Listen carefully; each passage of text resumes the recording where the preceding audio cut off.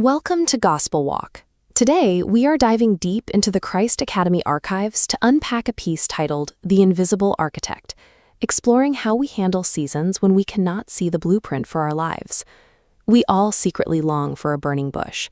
When life becomes overwhelming, chaotic, or deeply confusing, we want God to part the clouds, speak with an audible voice, and explicitly tell us what to do next.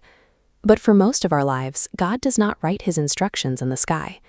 Because we are desperate for the bold, undeniable displays of divine power we read about in the Exodus, the quiet, completely ordinary nature of our daily lives can leave us feeling deeply disoriented.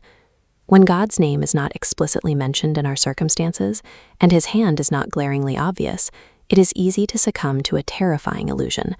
We assume he has abandoned us. But an absence of visible miracles does not indicate an absence of divine activity. Theologically, this reality is known as divine providence.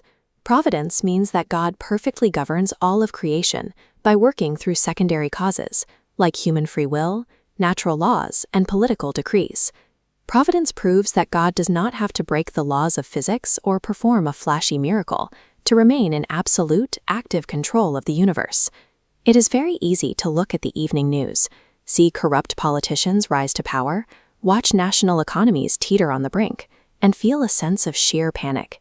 The macro-level view of global history often feels wildly out of control. A young captive named Daniel lived through a terrifying geopolitical collapse, serving under the ruthless pagan empire of Babylon, yet he maintained total peace. He notes in Daniel 2:21 that God alone changes times and seasons, sets up kings, and deposes them. Daniel understood exactly who is holding the steering wheel of history. The final trajectory of nations is not actively dictated by politicians, nor decided at voting booths. And the rise and fall of every single nation is not dictated by massive armies or sheer military numbers either. God sets the geographical boundaries of empires and limits the tenure of kings.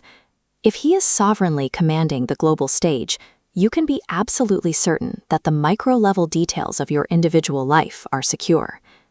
To understand exactly how God's hidden hand operates in a secular society, we have to examine the sprawling Persian Empire in the Book of Esther.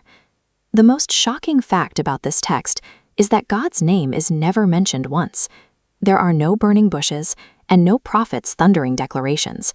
Instead, the story unfolds like a political thriller. It is entirely driven by beauty pageants, assassination plots, royal insomnia, and sheer everyday coincidences. Esther stands as the primary case study for how God arranges millions of minute, ordinary details to control a narrative and protect his people without ever writing his name in the sky. We can bring this theology out of ancient empires and directly into your living room through Romans 8:28. Notice the reach of that claim. Paul avoids limiting this to happy moments or spiritual milestones. He includes your tragedies, your missed opportunities, and your mundane Tuesday commutes. This chart contrasts worldly and biblical hardship. The world views pain as random chance, so suffering is entirely meaningless, leading to a victim mentality and despair. Biblically, suffering isn't random. It's actively allowed by a sovereign God, used as a refining tool for spiritual growth. Because of this truth, nothing is wasted in a believer's life. Even a devastating medical diagnosis or unexpected financial loss is woven into a beautiful, redemptive tapestry. Understanding the theology of providence is wonderful, but how do we actually maintain our sanity and our faith when God feels completely silent and unseen? First, look for God's presence in every circumstance. Train your spiritual eyes to see grace in the ordinary, like an unexpected provision, or even a frustrating closed door that has protected you from a bad decision. Second, remember his track record. You can literally starve your present fears of oxygen by intentionally recounting the specific times God used unlikely circumstances to be faithful in your past. Third, stay faithful in the small things. We often wait around for a massive divine calling while ignoring the dirty dishes sitting in the sink. Ordinary obedience is the very tool God uses to position us for his purposes. Finally, rest in his sovereignty.